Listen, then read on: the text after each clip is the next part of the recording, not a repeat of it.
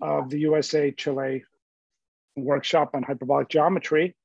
Our first speaker today is Javier Aramayona from this one I'm not going to pronounce well either. Oh, maybe I will. Yeah. It's the Madrid. it's the Madrid. Mathematical Sciences Institute in Madrid. Yeah. Good. Well, thanks very much. It's an absolute pleasure to talk here today. Where here means different things to different people. So I'm going to give a talk about something, some new work that I've been doing with Kai Uwe Books from Bielefeld and Jonas Fleshig also from there, Nansen Petrosian from Southampton, and Xiaolei Wu also from Bielefeld. And right, so before I say anything about what we've done, I want to spend a long while talking about things that have been done before that motivate our work and that explain where what we've done comes from. Okay, so let me get started. Maybe, right there. So in a short period in the late 90s and early 2000s, a bunch of people there, so Greenberg and Sergescu, Matt Brin, Pierre Deornois, the father, Funar and Capujan, constructed certain extensions of Thomson groups by direct limits of mapping class groups of compact surfaces. So that's a long sentence to digest, and I want to spend a while explaining what this is all about.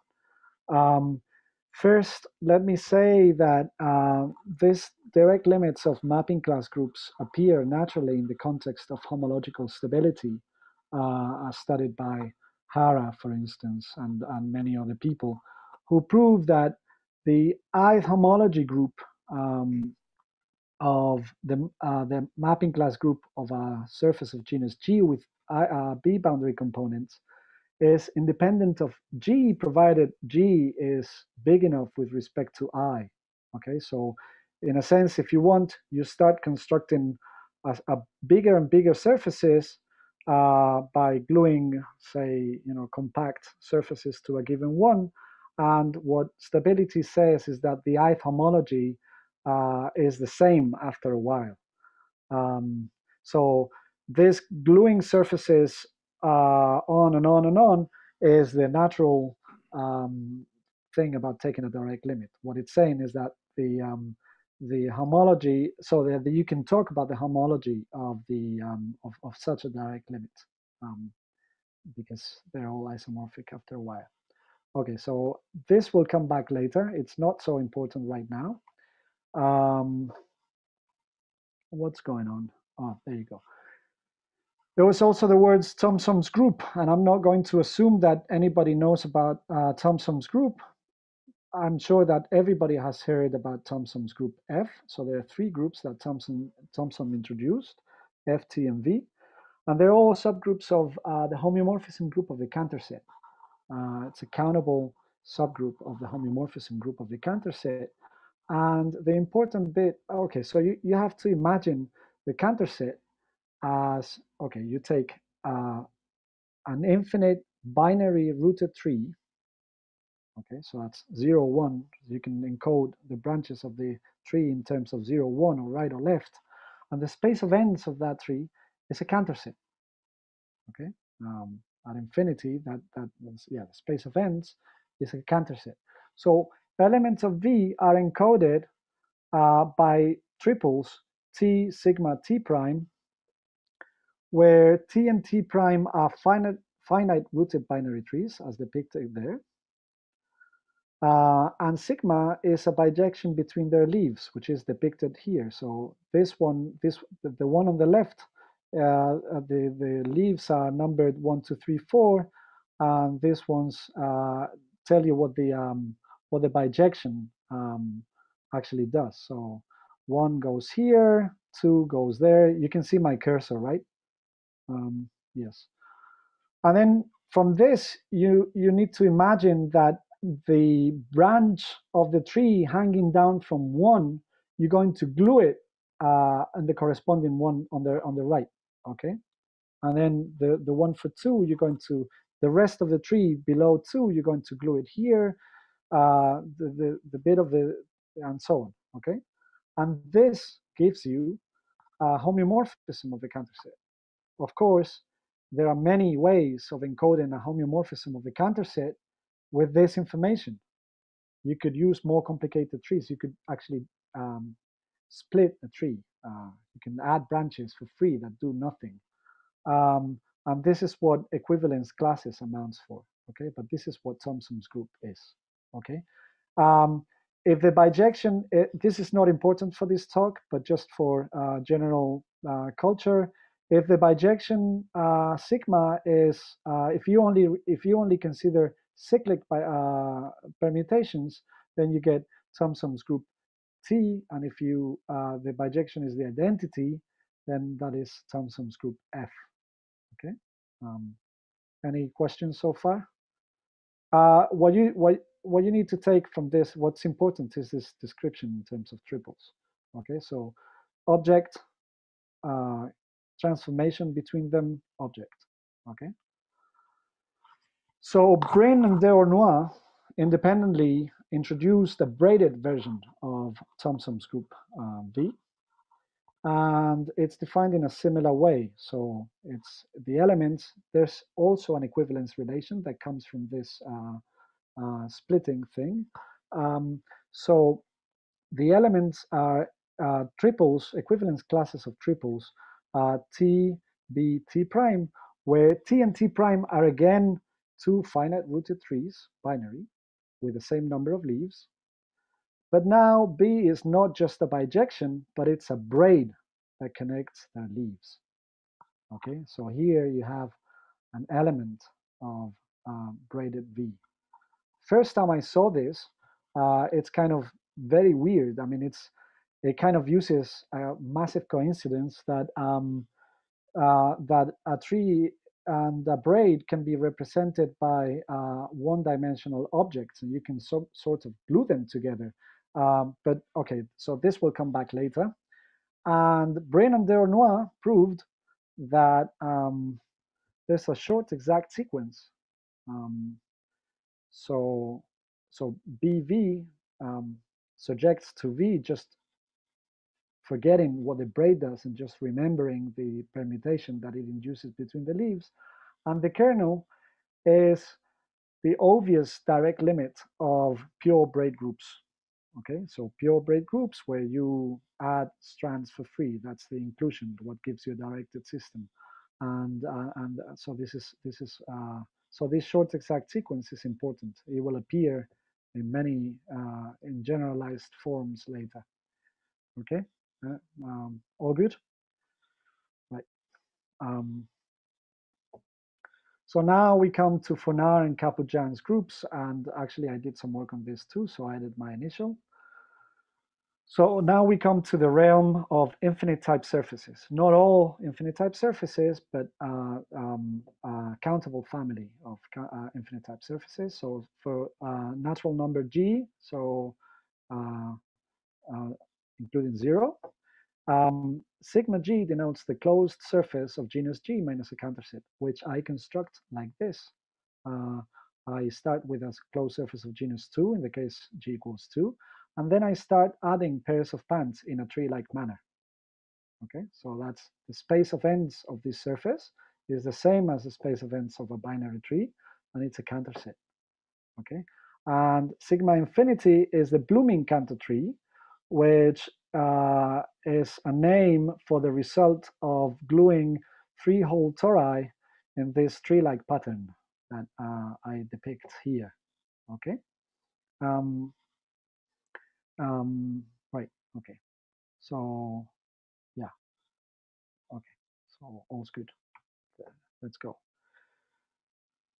So again, as in the previous examples, Fonar and Kaput-Jan's groups, I'm going to wave my hands a lot during the talk, but at this point particularly, oh yeah, I wanted to say something, sorry. It's important to remember this way of constructing the surfaces. So I construct them by gluing pieces. So the name piece will appear later, and you need to remember these canonical pieces that I glue to the surface. Okay, so back to Funar and Kapujyan's groups.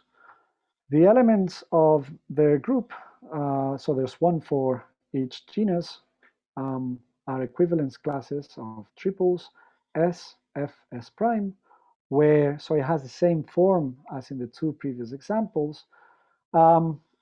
S and S prime are subsurfaces of your big surface. Actually, they're not any subsurface, they're suited. So suited means that it's going to be defined properly later, but it's a union of these pieces. So it's not any odd subsurface, it's one of these subsurfaces, although in this case it's not very important. And then F is a homeomorphism from between these surfaces. And in the same way, you see, what we did with Thomson's group is we specified a bijection, and then we glued things in the trivial way, things that hang below, we glued in the trivial way. So here we do the same thing. So in the surfaces, between the surfaces, you apply a homeomorphism, but outside the surface, you're trivial. Okay, and trivial means that it preserves some fixed topological structure defined in terms of arcs and curves that forces a homeomorphism to be the identity outside the surfaces, outside these two surfaces. Of course, it's not the identity, but the word trivial is powerful. Okay, so it's what has to resonate. Okay, so this is a lot to digest, but is it okay? Oh yeah, and from the very definition, it's a subgroup of the mapping class group of a big surface. Okay, but it's countable because there are only countably many subsurfaces like this, and the mapping class group, so they're only countably. Okay, so this is a homeomorphism up to homotopy. So there's some mapping class groups accountable. So this is a countable group. Okay.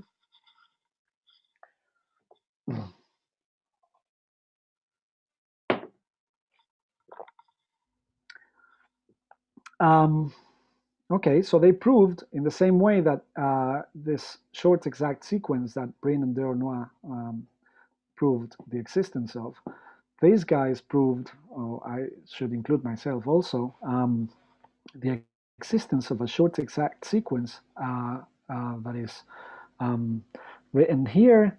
So this group BG surjects onto Thomson's group V, and the kernel is the mapping class group with compact support of the surface.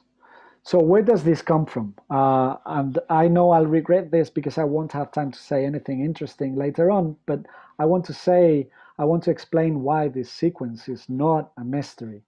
Okay, so for a surface of genus G with n punctures, the mapping class group surjects onto the symmetric group on n letters, just records the way it permutes the punctures, and the kernel is the pure mapping class group. For a surface with a Cantor space of ends, what you have is the mapping class group surjecting onto the homeomorphism group of the Cantor set, and the kernel is the pure mapping class group. Okay, so this short exact sequence that you have here is a restriction of that short exact sequence to this group BG. Okay, so it is what it has to be. There's no mystery. Okay, there's okay. And Funar and Kapujyan, they proved that the homology of this B infinity associated to the surface of genus infinity with a Cantor space of ends is the stable homology of the mapping class group. This just serves, it's not going to be important, it just serves as motivation for studying these groups. Okay, so that's what they proved. You can say things for finite genus too, but stable homology is more complicated in that way, in that setting. So I've given you 3 examples: V, braided V, and Funar and Kapujyan's group. Okay, so V belongs to the realm of trees, but then there was this braided version for which a short exact sequence appears, and it was the same, at least in spirit, as the short exact sequence for Funari and Kapujjan's groups. And I want to revisit that example. So this is a moment of revelation that I had at some point in my life, recent life. And despite they have the same form, so in addition to having the same form, there's a very strong connection between both examples.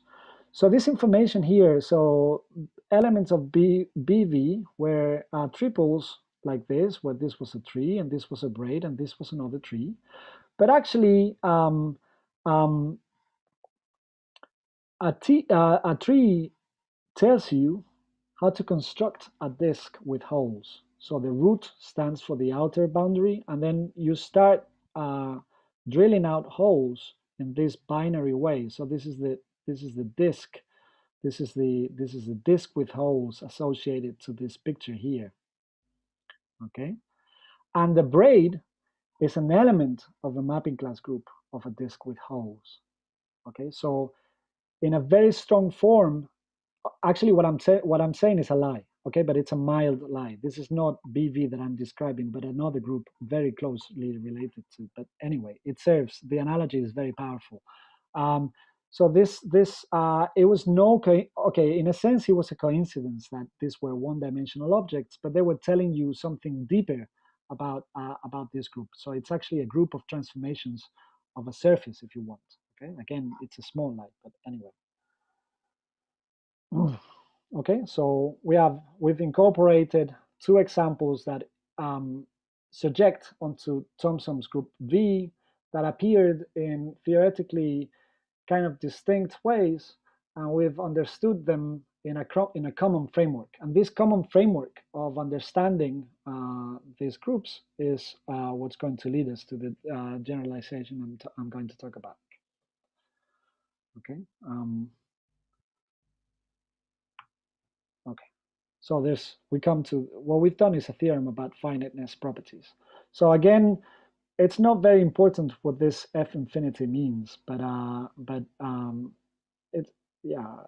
Anyway, I'm going to tell you how to prove it is, and that's kind of more important.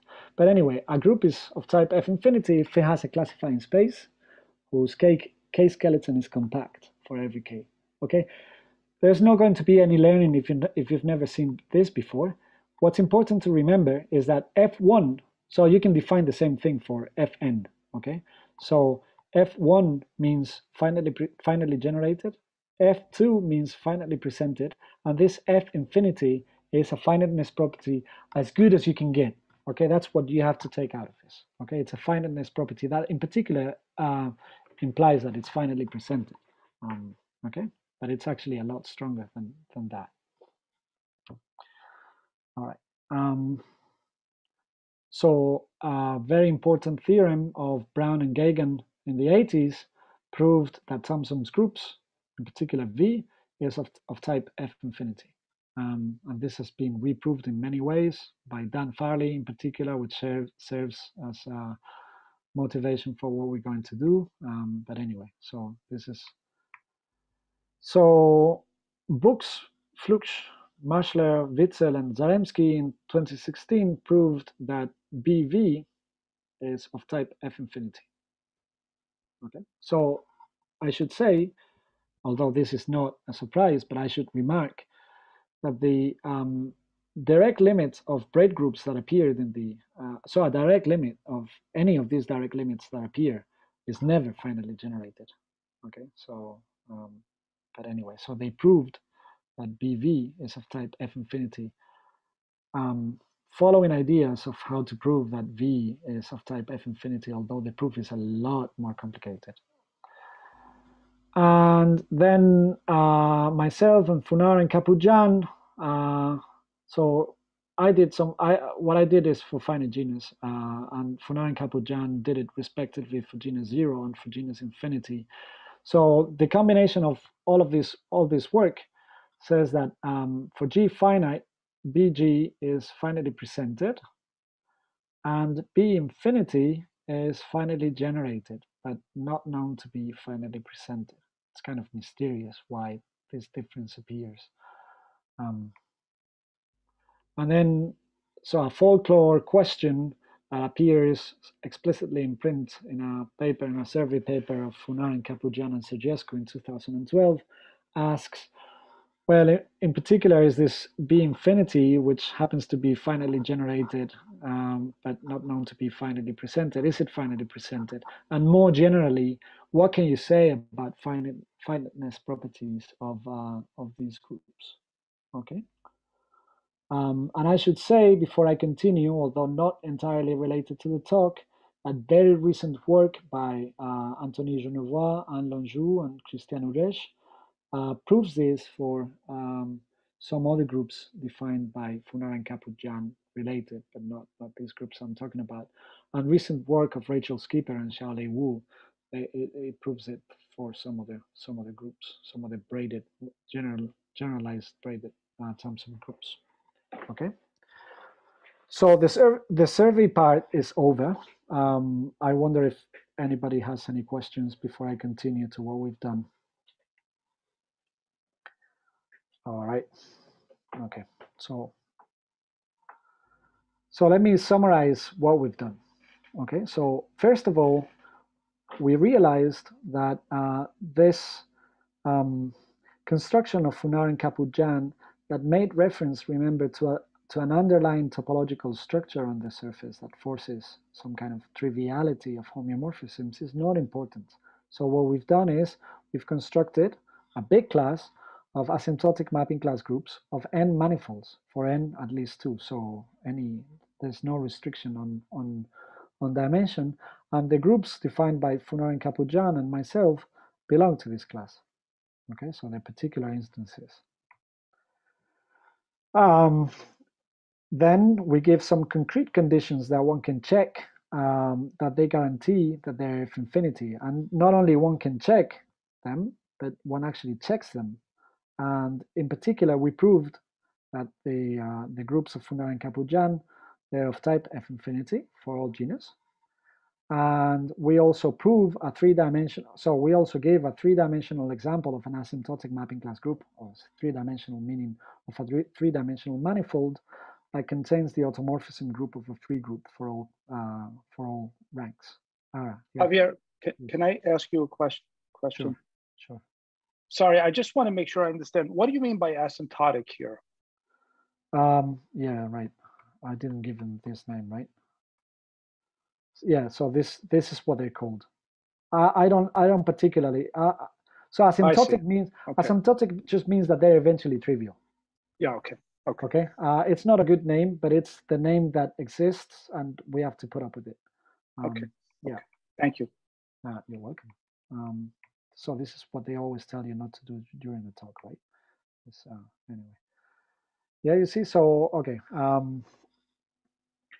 Yeah, so we construct interesting three-dimensional asymptotic, this Thomson-like, if you want, groups associated to manifolds. And then we prove that actually it's not, I mean, we observe really that, so this homological stability is not a surface thing only. It also happens for three manifolds after some big papers by Hatcher and Val. And we prove that our groups sometimes compute. So the homology is the stable homology of the relevant time manifold. Okay. And interestingly, in my opinion, in a completely unexplored direction, we don't explore it yet, at least. So as part of the proof, we construct a cat0 cube complex, infinite dimensional cat0 cube complex, on which these groups act.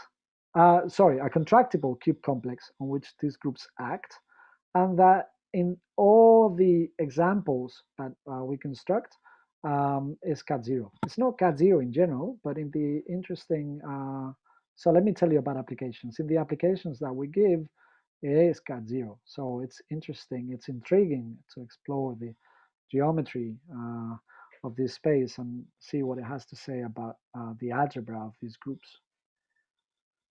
Okay. Okay. So let me actually tell you what we've done. Okay.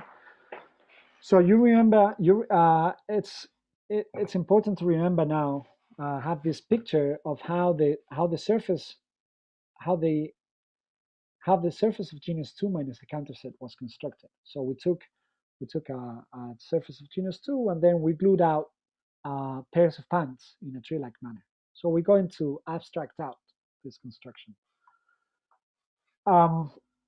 In 2 and 3 dimensions, there is no distinction between the smooth mapping class group and the topological mapping class group, but in higher dimension there is. Okay, and this is very important.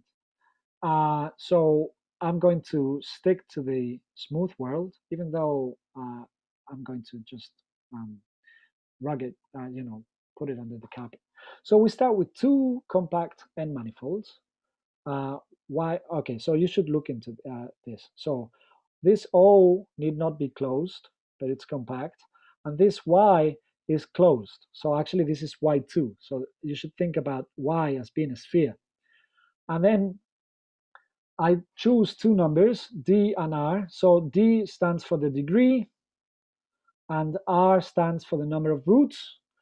And then, so here, R is, in this example, R is equal to 1. So I drill a hole out of O, and I stick copies of Y sub D. So Y was super D. Y super D is just the result of removing N balls, D balls.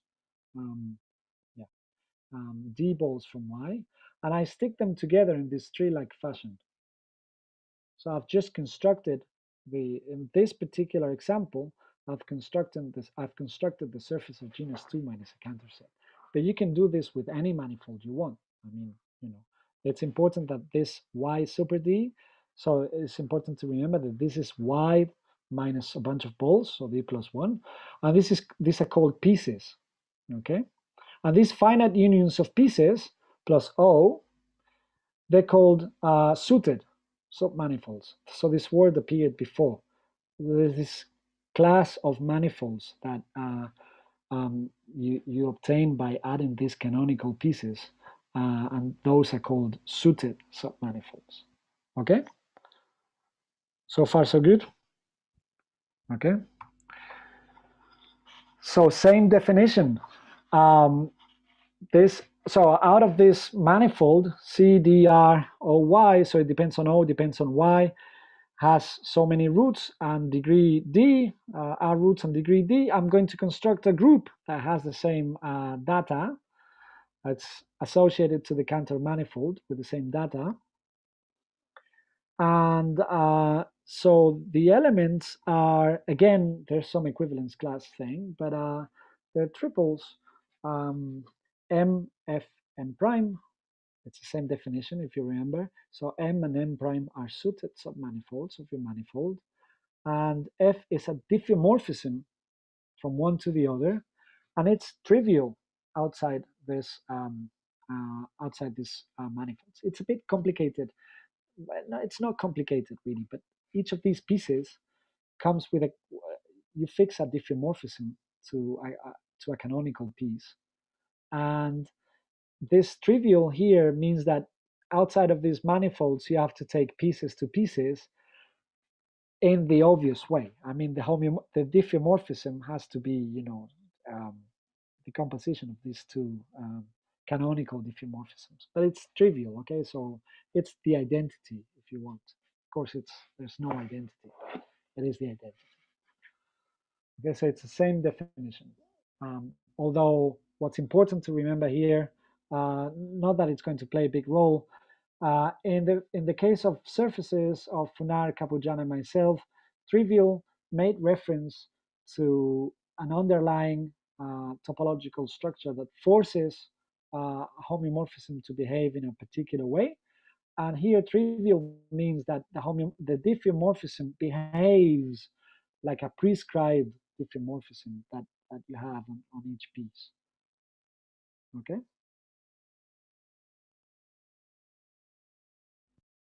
All right.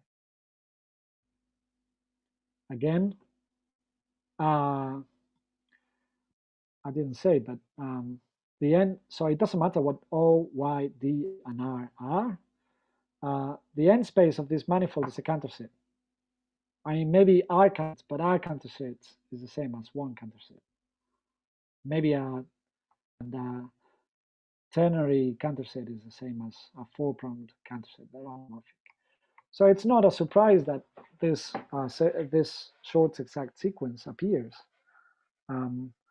So now you don't subject to Thomson's group V. Actually, Thomson's group V is actually V21, but you subject onto a Thomson-like group.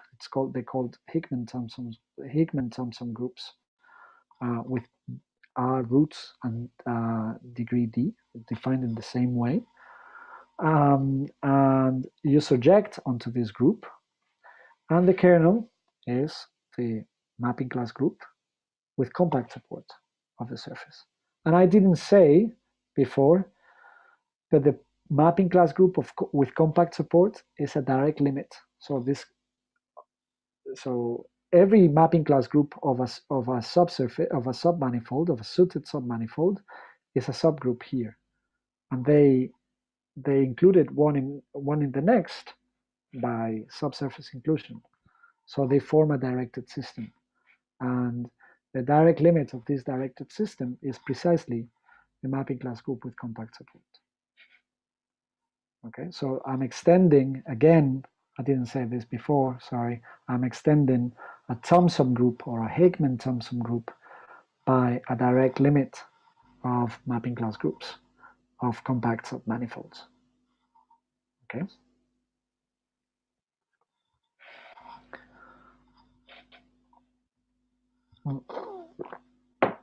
So here's what we've done. Here's how we prove that these groups, here's a condition that proves that these groups are of type F infinity. So the first thing you need is a local, so there's kind of a local to global phenomenon. You have these groups, this mapping class group of compact submanifolds. You need, if you want the big group to be of type F infinity, you need them to be of type F infinity. So if mapping class groups of suited submanifolds are of type F infinity, and okay, and this is completely hand wavy, and if I have time, I'll give more details later. For every suited submanifold, we construct a certain combinatorial complex, like it's like the curve complex, if you want. It's a complex of submanifolds. It's a combinatorial complex, and if this complex happens to be so the vertices are suited pieces. That's why it's called the piece complex. The vertices are pieces up to isotopy, and simplices are given by disjointness. So it's similar in definition to the curve complex. So there's this complex associated to every suited submanifold, and if this complex happens to be increasingly highly connected, so this suited submanifold has a certain number of pieces, and you want it to be more and more highly connected, where more and more makes reference to the number of pieces that the suited submanifold has. Okay, so this highly connected means homotopy groups. Yeah, they vanish. They vanish below a certain level. Then the group is of type F infinity. Okay, so this is what we prove. It's actually the main contribution is here. This is a reformulation of a criterion of Brown for groups being of type F infinity, and this is going to be described in a bit. Okay, so let me give you applications. Okay, so remember the groups make reference to O, so this root that you have, these pieces that you glue in a tree-like fashion, and then the number of roots and the degree. Okay. So this works. This theorem that I've just passed, this theorem, it works in the case where O is any compact surface and Y is either a sphere or a torus. So in particular, this includes all groups by Funaren-Kaplan-Jan. So in particular, we get an answer to Funaren-Jan and Sergescu's question. Okay, so so there's a remark here that a certain family of cases where have been recently done by Skipper and Wu. So the surface world is all taken care of in particular. It also works when O is the 3-sphere and Y is S2 cross S1. Okay, so if you imagine a surface, or sorry, a 3-manifold that you obtain in this way. What do I want to say? The connected sum of G copies of S2 cross S1 has fundamental group, a free group on however many copies I said, G letters. And so there's no surprise that this group here, automorphism group, okay, and the mapping class induces an automorphism of a fundamental group. So it's no surprise why this happens here. So these groups, they're also of type F infinity and contain automorphism, the automorphism group of the free group on K letters for all K at the same time. Okay. And in these two cases, the homology, so it says 2, 1 here. So 2, 1, remember, made reference to Thompson's group V is the stable homology of the mapping class group of the underlying manifold. So, which was established by Hara and Hatcher-Val. And it also works if O is any simply connected to 2n manifold, where so the dimension at least 6, and Y is Sn cross Sn. Okay, and it's kind of weird. Where does this come from? Okay, so let me tell you where this comes from. So let me actually tell you the general framework in which this works. So there's this theorem of Brown, and it's not important that you understand the precise terms, but it is important that you understand the general setup. So suppose that you have a group acting on a complex, contractible complex, and this complex is equipped with a Morse function, a height function. Okay. Suppose that every cell stabilizer is of type F infinity. Suppose that level sets, so all subcomplexes up to height K are co-compact. And suppose that descending links are increasingly highly connected. So you stand at a vertex, you know what the link is, the link of a vertex in a complex. The descending link is the subcomplex spanned by those directions in which your height function decreases. That's what the descending, it's a good name, descending link. Then if you have these things, if you have these three things, then your group, which acts on the complex in this way, is of type F infinity. Okay, so now what I'm going to tell you is how and where these ingredients come into play in our setup. Okay, so what we do, so the first ingredient is a complex, so on which the group acts. So we construct a contractible complex on which the group acts. It's an infinite dimensional, but locally finite cube complex. Okay, and actually, before I gave you 3 applications, in all these 3 applications, the complex is cut 0. Okay. What the complex is actually kind of complicated. It's kind of hard to digest. But let me say that vertices are pairs, actually equivalence classes of pairs, where MF, where M is a suited submanifold, and F is an element of your group. Okay, that's all I'm going to say. It's, I mean, the paper is kind of long, but anyway, it's not available yet actually, but it will be soon. Okay, the complex is what it is, and it's contractible, and it's a cube complex. And there's an obvious Morse function. So given that a vertex is specified by, among other things, a suited submanifold, there is this obvious Morse function. So a suited submanifold was made of pieces. So the Morse function is count however many pieces you have as a Morse function. Okay. Okay, so what did you need for Brown's criterion? You needed cell stabilizers to be of type F infinity. That's the first thing you needed. So here, cube stabilizers, so that's cells are cubes. Cube stabilizers are mapping class groups of suited submanifolds. So you need, okay, finite extensions. Javier, can I, sorry. Sure. So I think I missed, what's the action? I mean, you described the complex.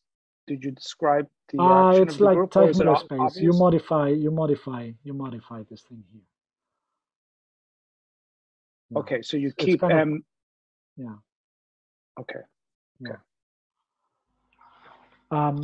Cube stabilizers are mapping class groups of suited submanifolds. So for this machinery to work, you're going to need mapping class groups of suited submanifolds to be of type F infinity. Okay. So, so this is why we have applications, because this is when we know that mapping class groups of compact submanifolds are of type F infinity.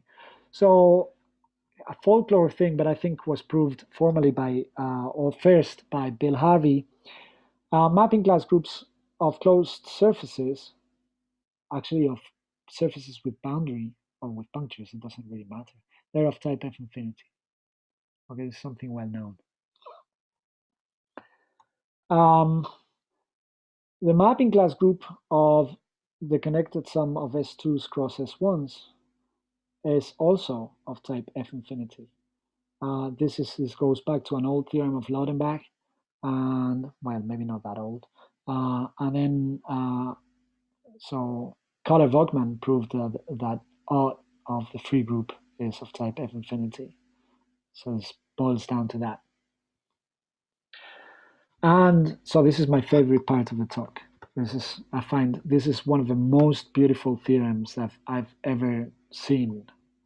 So Sullivan proved that if you have a closed, simply connected, orientable manifold, smooth, of dimension at least 5, then its mapping class group is commensurable with an arithmetic group. I mean, how crazy is that? But in particular, it's of type F infinity. I mean, it's unreal. Yes. Okay, it's a theorem from the late 70s. So this is why this is where the three applications come from. So the surface world. So all these three things work for M minus finitely many balls. This is where the three applications come from, because we need mapping class groups of compact submanifolds to be of type F infinity. So I'm running out of time. Let me actually tell you about the piece complex. So remember this. So the manifold was constructed from a root, which is kind of unimportant, and this Y, from which I removed some balls, and this is what I call the piece. So if now you have a submanifold different manifold, you can consider the piece complex. So for a suited submanifold, you define the piece complex to be the simplicial complex, whose k-simplices are sets of pieces, isotopic classes of pieces, with exactly one essential sphere. So one sphere that is not homotopic to a boundary component. So here you have a triangle in the piece complex. So actually this one here is actually a piece on the nose, and this is a piece on the nose, but this is just diffeomorphic to a piece, you see?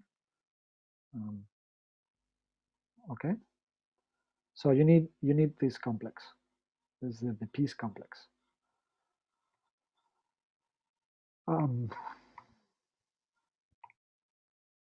Okay.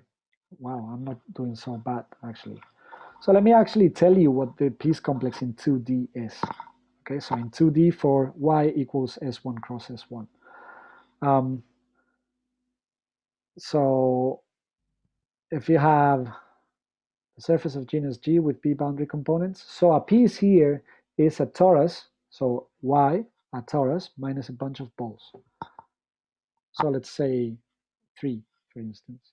Okay, poles. And you have this big surface, and you want to construct the complex of 3 hole tori, where 2 of the holes are boundaries of your manifold, and one of the boundaries is an interior curve. Okay, that's what the piece complex in this setting looks like. So Hatcher and Vogtman proved that the chain complex of these manifolds, of these surfaces, are M-connected, where M is a linear function of G. And I didn't say what a chain is, but a chain is kind of, this is a chain. So this pair of curves here intersecting once. This is what a chain is. And the chain complex is a simplicial complex, where simplices are disjoint disjoint chains up to isotopy, and that's it. Okay, that's what a chain complex is.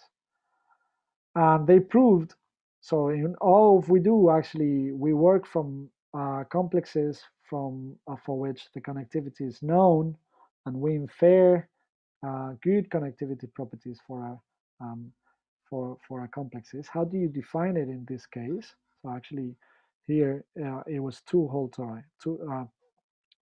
So a 2 hole torus or a 3 hole torus, if you want, it doesn't really matter.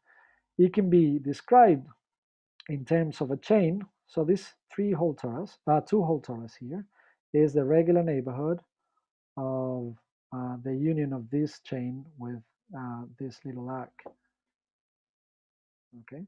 Of course, there is not a unique way of specifying a chain given a 2 hole torus. There are many chains that you can choose. Okay, but there is a map from the piece complex to the chain complex, and you know good connectivity properties for the chain complex, and you do some topology to say that if you understand fibers well enough, and if the fibers are sufficiently highly connected, then the simplicial complex above is also sufficiently highly connected. Okay. Okay, so this is what I just said. We understand the connectivity of the chain complex in terms of the connectivity of this chain complex. So this is kind of long. I mean, establishing the connectivity of these complexes takes about 30 pages. And in 3D, we use a similar complex. It's kind of easier, actually, that Hatcher and Val used to prove homological stability for 3 manifolds. And it's the complex of non-separating spheres on a 3 manifold. So embedded spheres, non-separating, and then simplices are given by disjointness. And then for higher dimensions, we use a similar complex. Actually, Oscar Randall Williams, he kindly agreed to write an appendix to our paper, proving actually the result on the nodes that we needed. But anyway, this comes from a result of Galicius and Randall Williams on the homology stability of moduli spaces of high-dimensional manifolds, where they use a complex that we use as the base case to understand the connectivity of our complex. How amazing is that? I'm on time. There you go. I'm done. Thank you very much.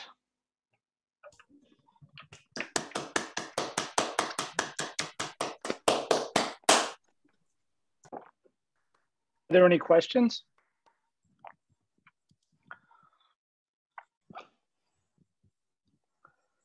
I can't see everyone, so speak up if you. I have a question, Javier. Yes. Can you hear me? No. Yes, I can. Hello. I have the feeling that you may be delayed. In the 3-dimensional case that contains automorphism of 3 groups, are the pieces are geometric in the sense of Thurston? In other words, cipher pieces that together, or just spheres? So What's the nature of the pieces? They have geometry or not? Yeah. Three-dimensional. In the three-dimensional case, the piece is S2 cross S1 minus a bunch of balls. Okay. Okay. It's not more complicated. Okay. No. Okay, thank you. Okay. So in particular, that actually, let me add something. We do prove that mapping class groups of three manifolds, they're not known to be of type F infinity. There's a result of Hatcher and McCullough that proves that the mapping class group of a three manifold is finally presented if the mapping class group of the irreducible summands are. But actually, our machinery works. I mean, we prove the same result. It's just that we can't. The conclusion is not that it's of type F infinity. I should say that there's in Brown's criterion, which said if compact mapping class groups of compact manifolds are of type F infinity, then blah blah blah, then the big group is of type F infinity. You can substitute F infinity by finally presented, and then the conclusion is that it's finally presented. So we prove the same result, but we don't know as good a thing for the general manifold.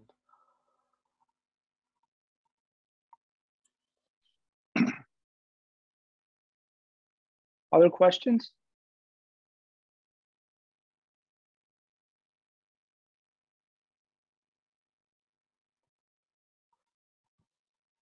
Okay, then let's thank Javier again. Thank you very much. Thank you.